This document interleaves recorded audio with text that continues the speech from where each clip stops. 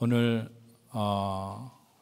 원래 지난주일에 부활주일을 지냈고 이번 주일 말씀도 저희가 고린도전서를 앞에서부터 차례대로 이렇게 두 달에 한 번씩 계속해서 1장서부터 오는데 지난주간과 이번 주일에 딱 이 부활에 관한 말씀을 하는 것에 저희가 맞춰져서 오늘도 이 50절부터 마지막 절까지 말씀을 가지고 견실하여 흔들리지 말라. 옛날 성경에는 견고하여 흔들리지 말라 이런 말씀으로 되어 있습니다. 중세 유럽의 패스트로 인해서 많은 사람들이 목숨을 잃었습니다. 기록에 의하면 당시 유럽 인구의 3분의 1 정도가 죽었다고 하기도 하고 많게는 2분의 1 정도까지 목숨을 잃었다고 하는 그런 기록도 있습니다. 말이 그렇지 한 식구가 5명이면 적어도 2명이나 3명 정도가 죽은 것이 모든 가정들마다 다 일어났다고 하니까 엄청난 일이죠. 어떤 마을은 통째로 사람들이 하나도 남지 않고 다 죽어 마을 자체가 소멸되기도 했다고 합니다. 그런 패스트는 죽지 않고 살아남은 사람들의 생각에 많은 변화를 일으켰습니다. 그 중에서 자포자기하면서 생각이 많지 않은 사람들은 오히려 될 대로 되라는 식으로 애써서 살 필요가 없다. 적당하게 흘러가는 대로 혹은 짧은 생을 살더라도 좀 더 자극적으로 그냥 살면 된다. 살다 가면 된다.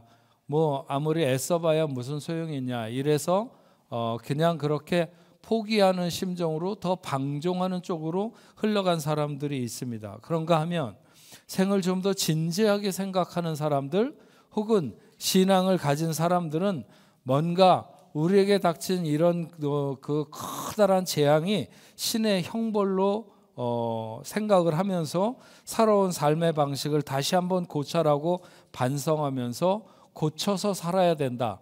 이렇게 얘기하는 이런 사조들이 일어났죠. 우리가 잘 아는 대로 메멘토 모리, 죽음을 기억하라, 생각하라. 이런 의식이 문학이나 예술이나 삶의 전반에 걸쳐서 반영되기 시작했고, 그래서 미술에서 바니타스라고 하는 정물화를 그리는데 인생의 무상함을 나타내는 다 말라 비틀어진 사과라든지 또 아니면 뭐 해골 바가지라든지 뭐 이런 여러 가지 그런 인생의 무상함을 나타내는 소재들을 작품의 대상으로 삼아서 이렇게 그림을 그리는 그런 경향들도 나타났습니다.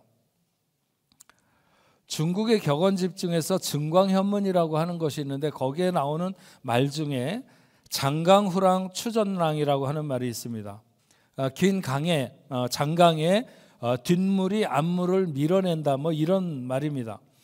사람들이 그렇게 엄청나게 많은 사람들이 죽게 되고 정말 뭐 절반은 그냥 갑자기 뚝 떨어져 나가듯이 그렇게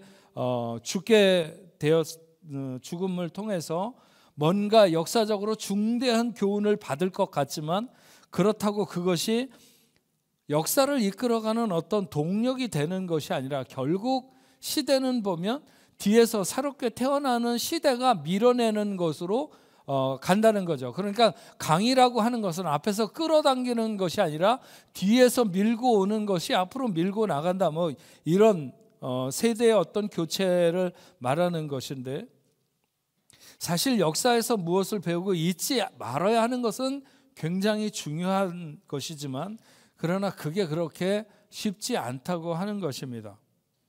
그래서 성경에서 많은 말씀들이 강조하고 있는 것 중에 하나가 뭐냐면 잊지 말아야 된다. 뭔가를 잊지 말아야 된다 많이 얘기를 하는데 그 중에 가장 중요한 것이 바로 하나님과의 약속을 잊지 말아야 되고 우리는 서원한 대로 하나님 앞에 살아가야 된다 하는 것입니다.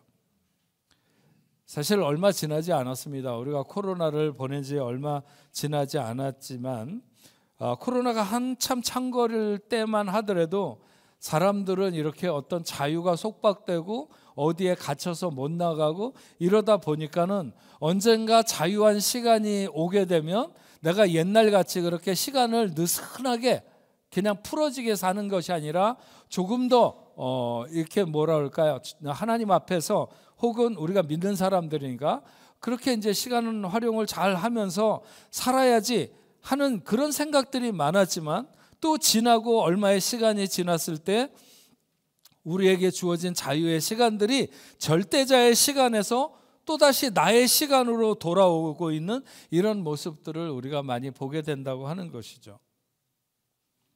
초대교회 성령의 역사로 복음이 확장 일로에 있을 때 곳곳에서 많은 믿는 사람들이 일어나는 일은 너무 좋았지만, 그러나 그렇게 많은 믿는 사람의 수가 더해간다는 것은 한편으로 어떤 박해의 전조가 고조되고 있다고 하는 것이나 마찬가지였습니다.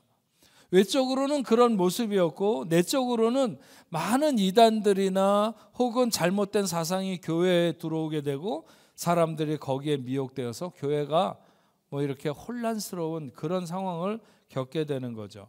바울은 이런 교회들을 바로 세우기 위해서 잘 믿는다는 것과 또 믿는 대로 행한다는 것이 무엇인가에 대해서 가르치기를 원했고, 고린도 교회뿐만 아니라 모든 교회가 진리 위에 굳게 서야 된다, 이런 교훈을 바울은 가는 곳곳마다 전하게 됩니다.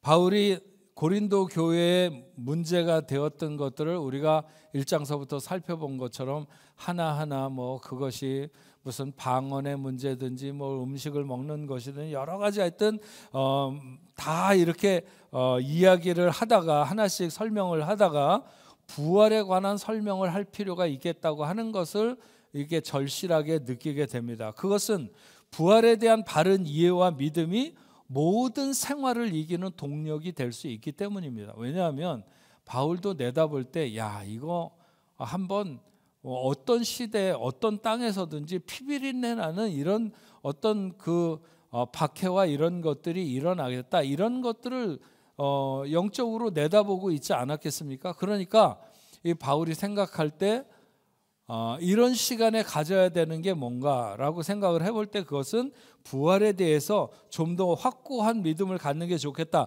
이렇게 생각을 해서 부활에 대한 바른 이해와 믿음이 모든 생활을 이기는 동력이 될 수 있겠다는 것을 깨달았기 때문에, 그래서 그는 그리스도의 부활에 대해서 믿는 사람들의 부활에 관해서 그리고 범위를 좁히며 몸의 부활에 대해서 말씀하고, 결론으로는 혈과 육이 하나님의 나라를 이어받을 수 없고 썩는 것은 썩지 않는 것을 유업으로 얻지 못한다.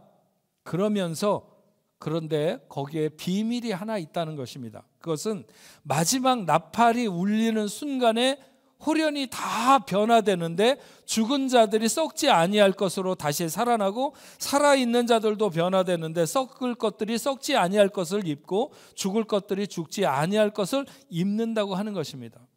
바로 이 썩을 것이 썩지 아니함을 입고 죽을 것이 죽지 아니함을 입을 때에 사망을 삼키고 이기리라고 기록된 말씀이 이루어지리다, 이렇게 얘기하는데, 이게 무슨 말이냐면 한마디로 말하면 사망이 이기지 못하는 순간이 올 것이라고 하는 거예요. 지금은 세상의 모든 것 중에 사망이 대빵이야. 사망을 이길 세력이 아무것도 없어. 그런데 분명히 그런 시간이 올 것이다. 사망이 이기지 못하는 순간이 우리에게 올 것이다. 물론 믿음으로 살다가 죽은 사람에게 혹은 믿음으로 살다가 주님 오시는 마지막 나팔이 울리는 시간이 되면 모두가 사망이 우리를 이기지 못한다는 사실과 우리가 또 영원히 산다는 것을 알게 되는 그런 시간이 올 것이라고 하는 것이죠.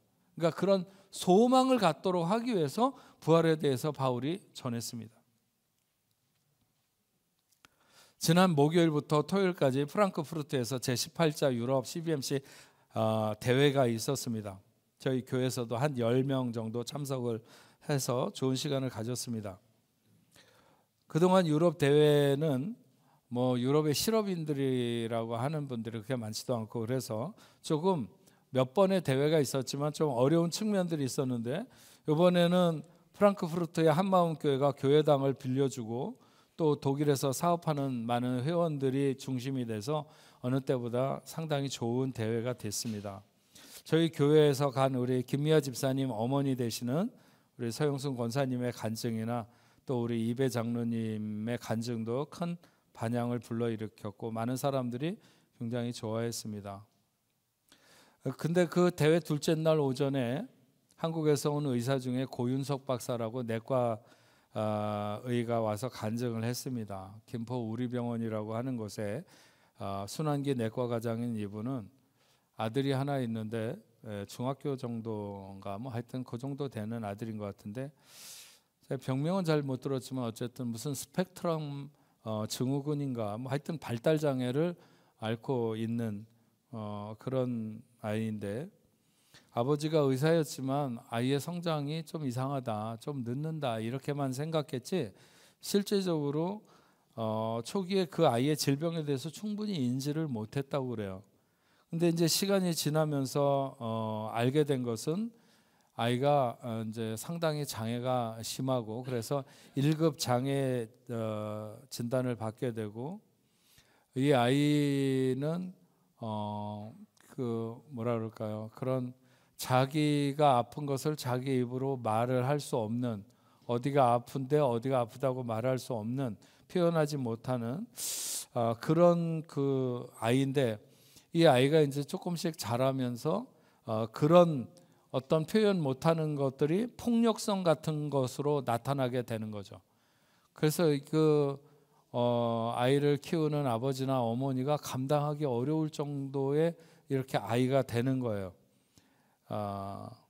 그래서 TV는 뭐 5번인가를 바꿨다가 지금은 아예 TV가 없다고 그래요. 막 이렇게 그 집어 던지고 깨트리고 그러니 TV가 5번이나 박살이 났으니까 다른 건 말할 필요도 없죠. 그리고 그 어머니는 아이가 핥힌 자국이나 이런 것 때문에 반팔을 옷을 못 입을 정도로 그렇게 그런 가운데서 아이를 키우는데 아이가 한 번씩 그 폭력성이 이렇게 드러나서 막 난리를 칠 때는 전쟁 같고 지옥 같고 그러다가 아이가 평온해져서 웃음이라도 미소라도 한번 웃어주거나 그렇게 하면 정말 천국 같은 그런 기분을 느끼면서 그런 이제 일상이 천국과 지옥을 늘 왔다 갔다 하는 그런 생활을 한다고. 예. 근데 이제 놀라운 것은 그 절망스러운 상황 속에서도 아이 때문에 이 의사가 하나님을 향해서 나아가는 그 사람의 어떤 삶의 여정이라고 그럴까요? 그런 것을 보면서 제가 부활의 신앙이라고 하는 것이 저런 것이 아닌가 이런 생각이 많이 들었고요. 그분은 그런 장애아들을 위한 전문 병원을 꿈꾸면서 지금 준비를 하고 있다고 그렇게 얘기를 했습니다. 제가 그분의 간증을 들으면서 우리 교회 승리가 생각이 났고 그래서 그 자리에서 이제 카톡을 우리 그 김지수 집사님에게 이렇게 보내서 이번 주에 아이가 어디 병원 간다는데 어떻게 됐냐 그러면서 지금 이런 분이 간증을 하고 있는데 승리 생각도 나고 당신 생각도 나서 카톡을 한다 그러면서 이제 카톡을 주고 받았습니다.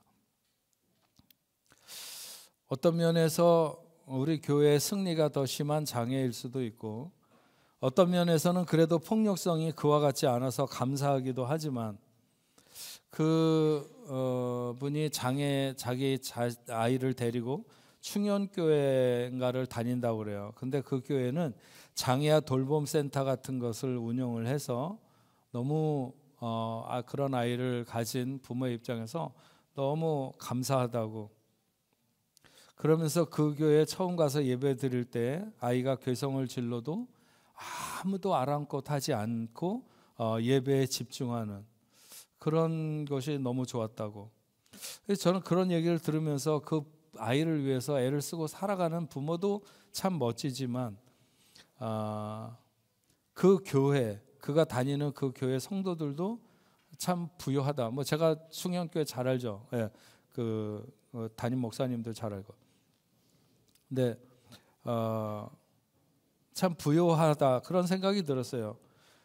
우리 교회는 오늘 아파서 못 나왔는데 승리가 그렇게 예배 드리는데 크게 방해할 정도로 소리를 낸 적도 없지만 설령 그런다 하더라도 정말 아무렇지도 않게 그렇게 예배하는 그런 성도들이 되기를 저는 바라고, 한 걸음 더 나가서 우리 교회도 승리나 또 혹은 그와 같은 자녀를 둔 그런 부모들이 있다면 우리 교회에서 언젠가 그런 장애를 가진 아이들을 위한 어떤 돌봄의 사역이나 이런 것도 이루어질 수 있는 교회가 되면 얼마나 좋을까, 그런 교회로 성장했으면 좋겠다, 이런 소망을 갖습니다.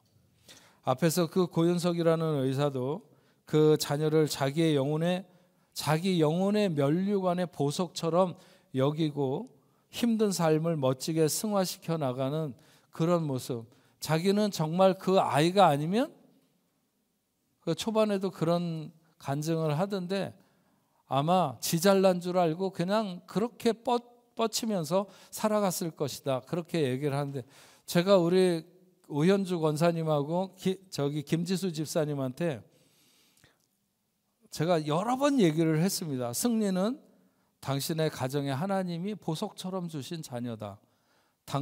그 아이 때문에 당신이 그 아이를 살리는 것 같지만 실제로는 그 아이가 당신의 영혼을 붙들고 있는 것이다. 그런 얘기를 여러 번 해 주었습니다. 그런데 이 의사도 그렇게 생각을 하더라고요.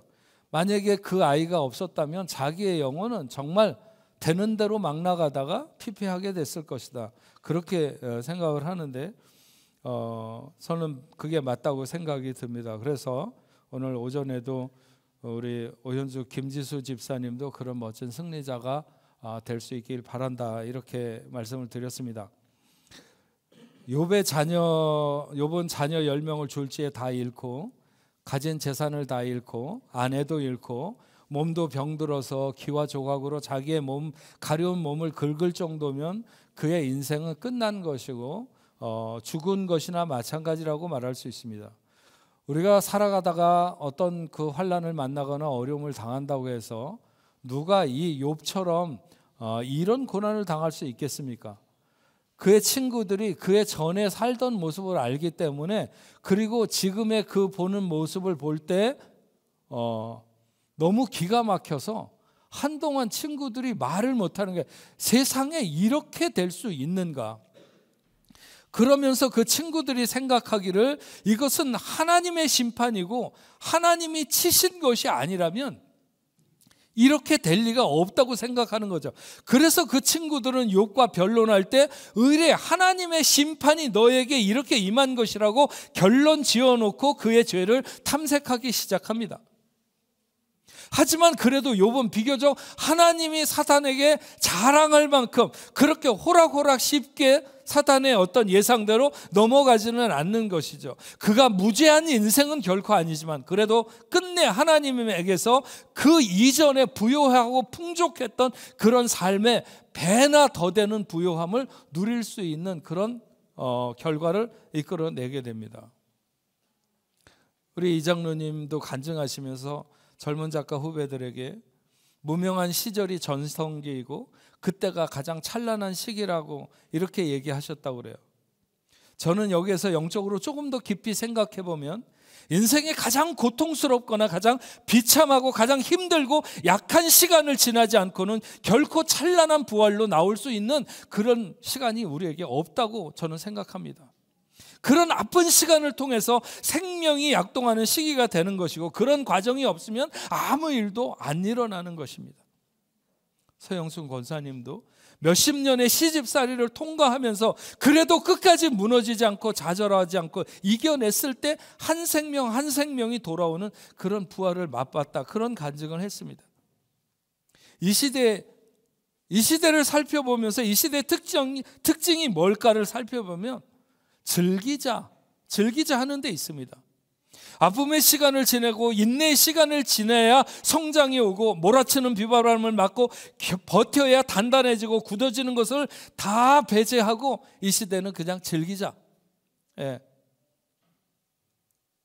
그런 인생을 꿈꾸죠. 하지만 그러면 모두 다 어느 순간에 그렇게 즐거움을 원하면 맛볼 수도 있겠지만 그런 것은 다 가짜 즐거움을 맛보게 될 것이라고 하는 것입니다. 정말 죽음을 통과해서 무덤을 넘어서 전개되는 참 부활의 기쁨 같은 것은 꿈도 꿀 수 없을 것입니다. 그러니까 우리의 믿음의 생활을 하면서 무엇이 빨리 안 된다고, 목표에 빨리 접근하지 못한다고, 무슨 성과가 빨리 안 난다고 안다라며 조급해할 필요는 없다는 것입니다. 사망아 너의 승리가 어디 있느냐? 사망아 네가 쏘는 것이 어디 있느냐? 악착같이 믿는 우리를 잡으려고 사망이 우리를 따라붙지만 우리는 우리 주 예수 그리스도로 말미암아 승리를 얻게 될 것이라고 하는 것이죠. 고린도후서 4장 7절부터 우리가 왜 세상을 살아가며 고통을 당하는가에 대해서 거기 이렇게 말합니다. 우리가 이 보배를 질그릇에 가졌으니 이는 심히 큰 능력이 하나님께 있고 우리에게 있지 아니함을 알게 하려 함이라. 우리가 사방으로 우겨쌈을 당하여도 쌓이지 아니하고 답답한 일을 당하여도 낙심하지 아니하며 박해를 받아도 버림받지 아니하고 거꾸로 트림을 당하여도 망하지 아니하고 우리가 항상 예수를 위하여 죽음에 넘겨짐은 예수의 생명이 또한 우리 몸에 나타나게 하려 함이라. 왜 우리의 삶에 이런 고난과 질고가 있는가? 질그릇에 보배를 가졌기 때문입니다. 사실은 우리 안에 담긴 보배는 우리도 잘 알고 인지하는 바와 같이 어울리지 않을 만큼 질그릇된 나에게는 사실 보배라는 게 보석함에 들어가야 되는 거 아닙니까? 근데 그 보배 대신 예수가 우리 같은 질그릇에 담겼다고 하는 것이죠. 그건 어울리지 않는 너무나도 엄청난 보배인 것입니다.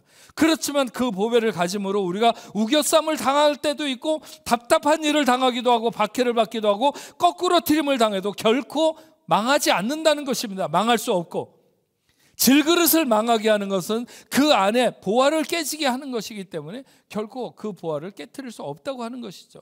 그러면서 이렇게 말합니다. 우리가 항상 예수의 죽음을 몸에 짊어지는 것은 예수의 생명이 또한 우리 몸에 나타나게 하려 함이라.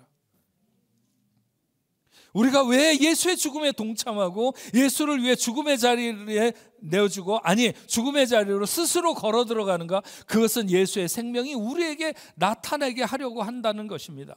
그러니까 예수와 함께 죽음을 경험하지 못하면 예수를 위해 사는 것도 생명을 얻는 것도 경험할 수 없다는 것이죠. 물론 예수와 함께 생명을 얻는 기쁨과 한의는 이루 말할 수 없는 것이지만 그렇다고 해서 예수와 함께 죽는 것도 달콤한가? 그것은 아니죠. 그렇지는 않습니다. 고통의 끝판왕을 가리켜서 우리는 죽음이라고 말합니다.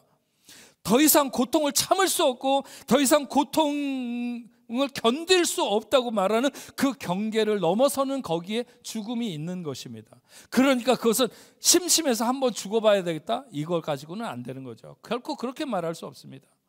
정말 원하지 않아도 저절로 눈물이 나고 어찌할 바를 알지 못해서 주저앉고 싶을 때, 그래서 모든 죽음에 낭만은 없는 것입니다. 하지만 우리가 과연 예수를 위해서 죽을 준비가 되어 있는가? 아니면 기꺼이 예수를 위해서 죽는가? 베드로가 재판을 받기 위해서 끌려갔을 때 빌라도의 뜰에서 계집종에게 다굴기 전에 3번 예수를 부인한, 왜 그랬을까요? 왜 그랬을까요? 두려움 때문에, 죽을까 봐. 혹시 예수와 같이 죄인으로 몰려서 누명을 쓰고 억울하게 죽지 않을까 지레짐작을 하고 겁을 먹은 것이죠. 예수님께서 십자가를 지고 골고다로 가시는 길에 그냥 우연히 구경하다가 끌려 나온 구레네 시몬이 나와서 억지로 십자가를 지고 가게 됐는데, 그러기 전에 예수님의 12제자들은 어디 갔을까요? 내가 비록 당신을 그 환난에서 건져낼 수는 없다 하더라도 그 십자가만이라도 내가 저 꼭대기까지 같이 지고 가겠습니다, 이렇게 나서야 하지 않았을까요? 그러나 아무도 그런 제자는 없었습니다. 그를 늘 곁에서 따라다니던 12제자들 중에도 그런 사람은 없었고 성령을 기다리던 120명의 또 다른 제자들 가운데서도 없었습니다. 우리가 오늘 이 공동체 교회 생활을, 한 교회를 섬기지만 참 다채로운 사람들이 어울려서 신앙생활을 할 수밖에 없습니다. 그때 우리는 서로에 대한 이해의 폭이 과연 얼마나 넓을까요?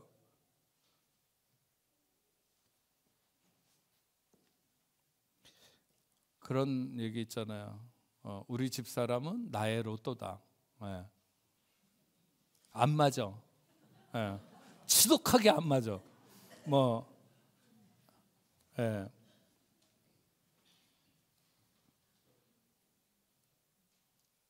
실제로 진짜로 뭔가 지독하게 안 맞는 저 사람, 나와는 안 맞는 그런 설정을 하는 분들은 마땅히 질그릇 안에 보배 대신 예수 대신에 그 누군가 안 맞는 사람을 그 자기의 질그릇 속에 담는 거예요.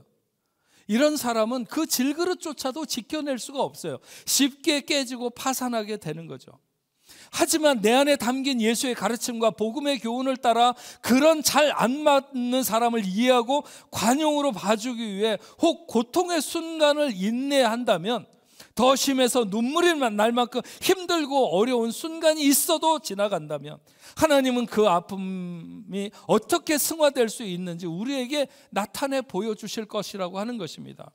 58절에 이렇게 말씀하십니다. 그러므로 내 사랑하는 형제들아, 견실하여 흔들리지 말고 항상 주의 일에 더욱 힘쓰는 자들이 되라. 이는 너희의 수고가 주 안에서 헛되지 않은 줄 알미라. 확고부동해서 흔들리지 말라는 것입니다. 거짓 교사가 선동을 해도, 이단의 가르침에도 미혹되지 말고 오직 복음에 굳게 서서 흔들리지 말라. 너희의 수고가, 어떤 수고를 말해요? 정말 고생하는 것, 그리고 진통하는 것, 그리고 수도 없이 계속해서 노동하는 것으로 통해서 얻어지는 어떤 열매를 맺기까지 그리스도를 위해서 믿음으로 하는 모든 행위들을 말하는 것이죠. 우리가 정말 주님의 일을 한다고 할 때, 혹은 참다운 주님의 자녀로 살아간다고 할 때, 거기에는 반드시 고생도 따르고 괴롭고 힘든 일이 필연적으로 따를 수밖에 없습니다. 하지만 그 수고를 결코 잊지 않으신다고 말씀하십니다. 그 모든 수고가 헛되지 않을 것이라고 말합니다. 오늘 CBMC 갔다 온 얘기를 많이 하는데, 거기 주강사로 오셨던 목사님이 육군 대령으로 예편에서 목회를 하는 분인데, 군대 초급장교, 그분은 이제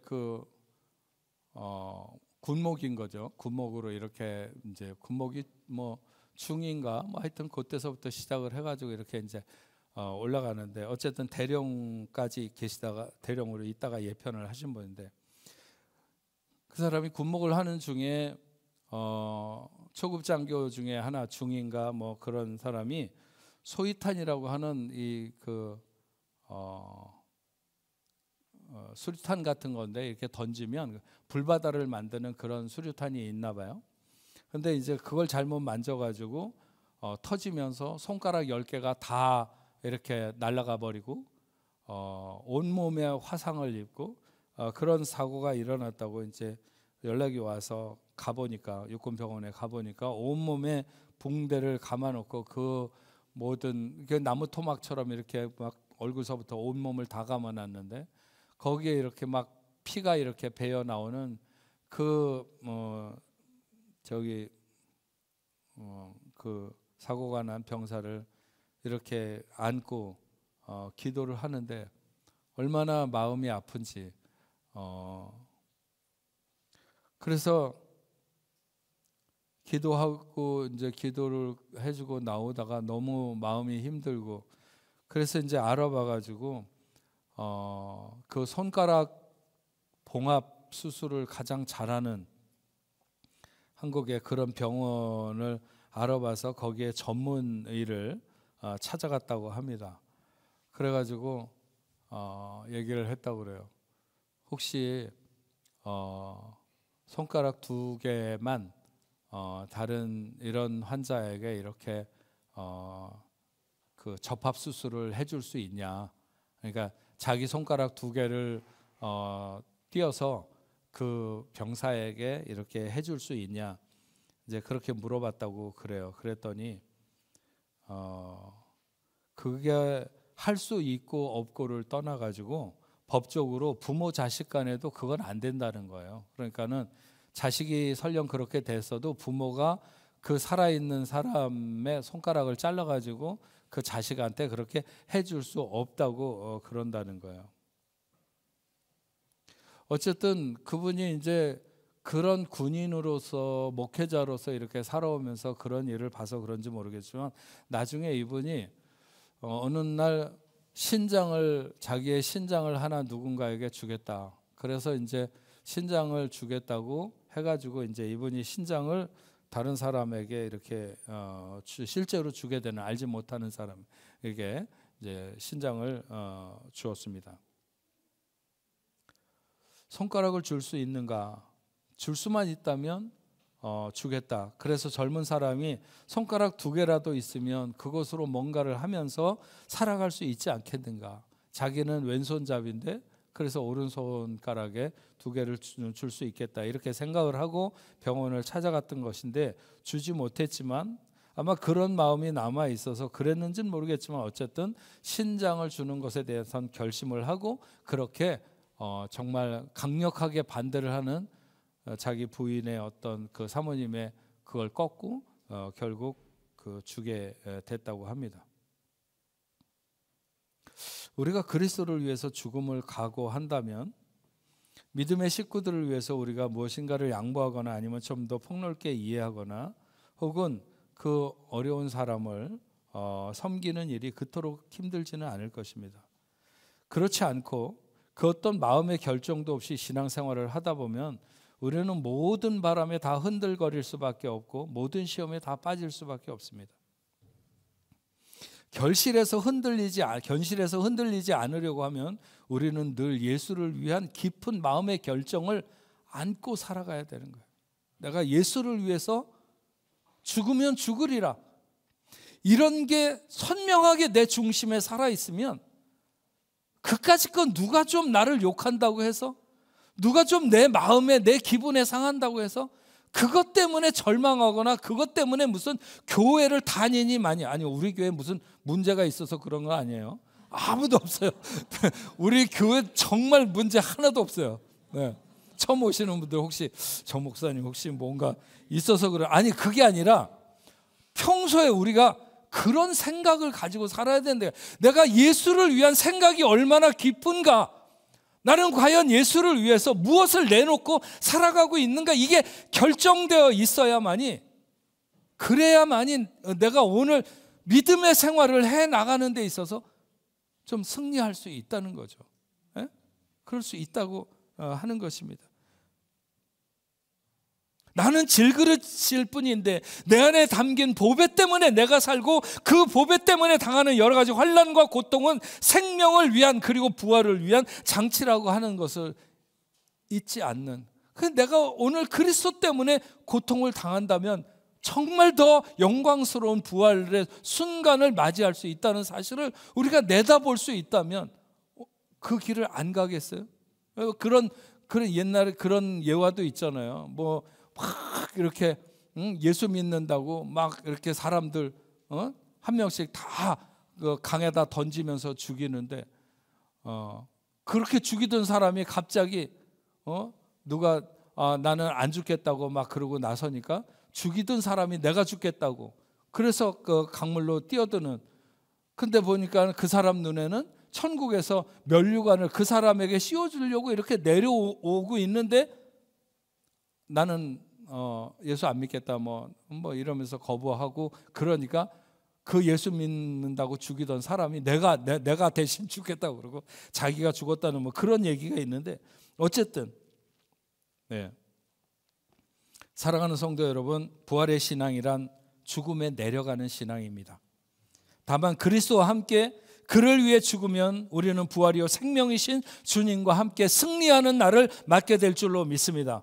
모두 그런 부활, 그런 생명의 승리를 위해 오늘도 견고하고 흔들리지 않는 저와 여러분으로 살아갈 수 있기를 주의 이름으로 축원합니다. 우리 같이 찬양하겠습니다. 내는 주의 영광을 보내. 우리 가운데 계신 주님, 그 빛난 영광 온 하늘 덮고 그 찬송 온 땅 가득해. 우리 같이 오늘 말씀 생각하면서 함께 찬양하도록 하겠습니다.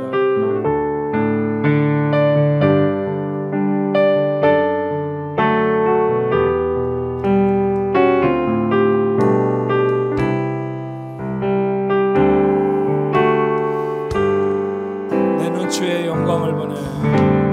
내는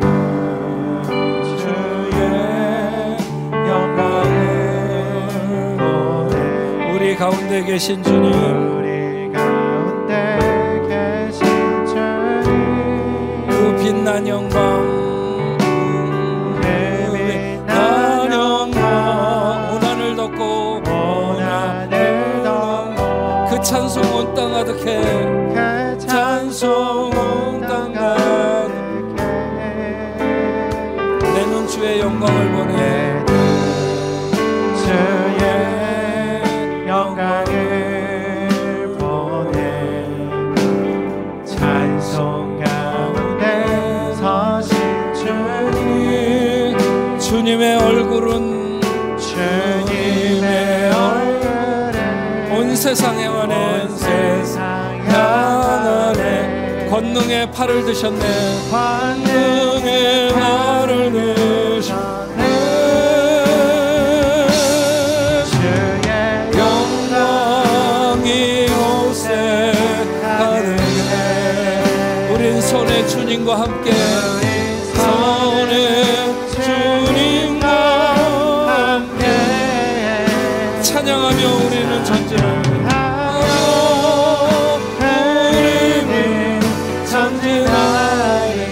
모든 열방 죽을 때까지, 모든 열방 죽을 때 우리 다 같이 자리에서 일어나겠습니다. 다시 한번 내 눈 주의 영광을, 주의 영광을 보내. 우리 가운데 계신 주님, 그 빛난 영광, 그 빛난 영광 온 하늘 덮고, 그 찬송 온 땅 가득해. 내 눈 주의 영광을 보내.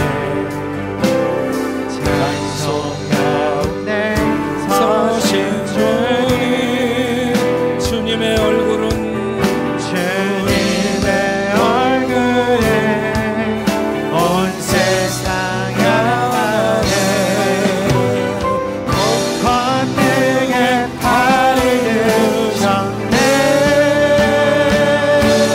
주의 영광 이곳에 가득해.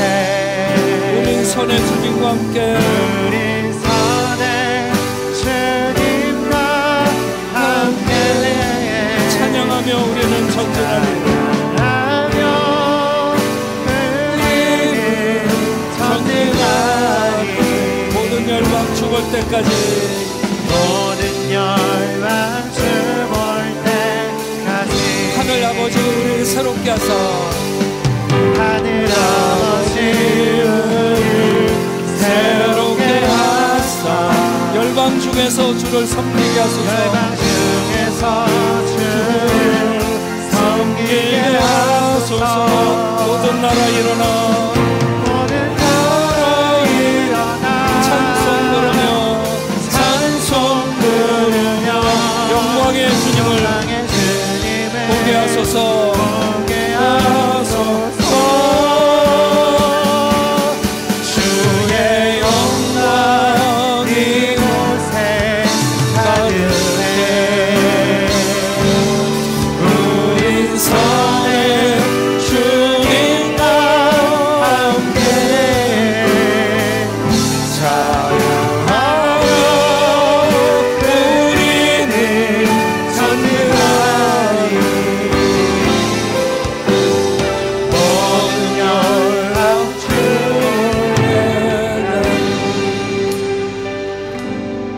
하나님 아버지, 오늘 저희가 부활에 관한 소망, 정말 마지막까지 우리가 견고하여 흔들리지 않고 믿음을 지키며 우리에게 맡겨진 일에 충성하며 살아가야 되는 것은, 그 끝에 주님과 더불어 영광스러운 부활의 날이 있고 영원한 생명을 얻는 날이 있기 때문입니다. 하나님, 우리가 조급하게 눈앞에 있는 작은 어려움 때문에 그 영광스러운 길에서 옆으로 돌아서거나 뒤로 돌아서는 일 없도록 하나님 도와주시옵기만을 간절히 바라고 원합니다. 많은 믿음의 사람들이 또 오늘도 그렇게 분투하면서 정말 자기에게 있는 고난이 내 왕관의 보석처럼 여기면서 그것을 잘 감싸 안으면서 주를 위해서 나가고 있는 많은 믿음의 사람들이 있습니다. 오늘 복내부교회 사랑하는 하나님의 자녀들도 이런 마음의 자세를 가지고 오늘 믿음의 생활을 해나갈 수 있도록 주여 도와주시옵소서. 조금만 바람이 불어도 이 모든 것에 다 흔들거리고 꺼질 듯 하면서 가는 그런 인생이 아니라 어떤 고난과 어려움이 내 삶에 닥친다 할지라도 그것 때문에 무너지지 않고 뒤로 주저하지 않으며 오히려 그것 때문에 더 힘을 내고 영광의 하나님을 바라보며 살아갈 수 있는 우리 복내부교회 모든 성도들 다 되도록 주여 도와주시옵소서. 하나님, 당신의 사랑하는 자녀들이 오늘도 하나님 앞에 나오며 귀한 예물을 구별하여 올려드립니다.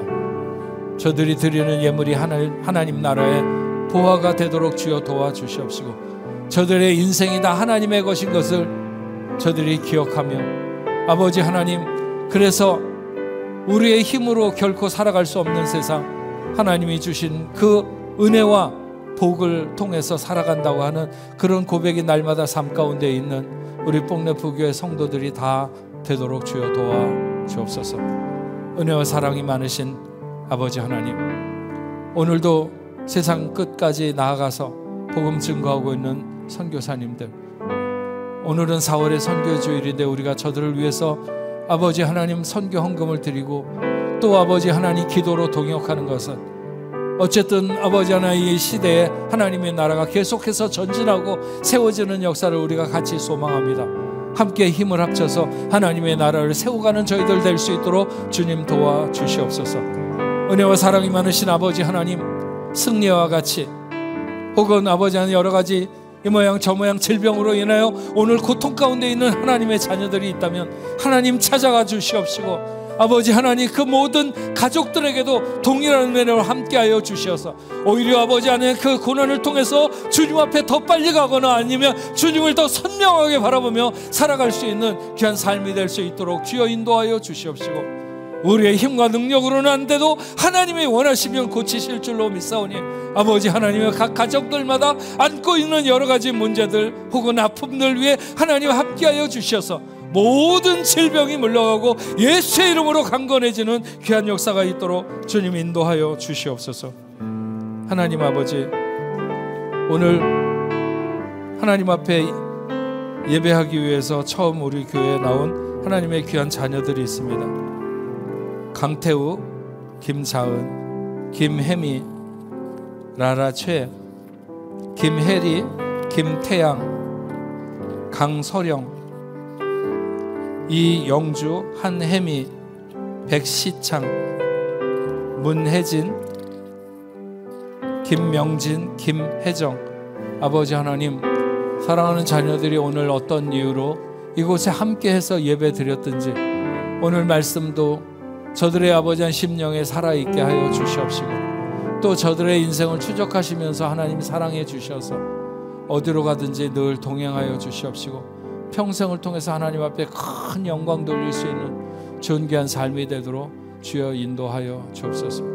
우리 복내부교회 성도들 어디에 흩어져 있든지 하나님 돌아오는 시간까지 안전하게 하시고 늘 주님의 사랑 가운데 보호하여 주옵소서.